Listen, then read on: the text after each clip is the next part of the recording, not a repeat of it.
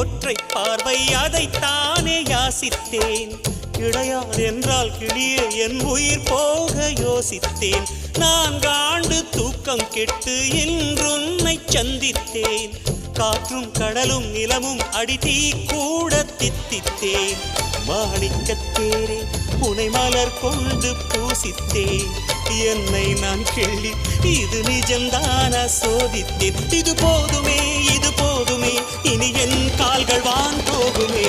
என்ன அழகு எத்தனை அழகு கோடி மலர் கொட்டிய அழகு இன்றெந்தன் கை சேர்ந்ததே.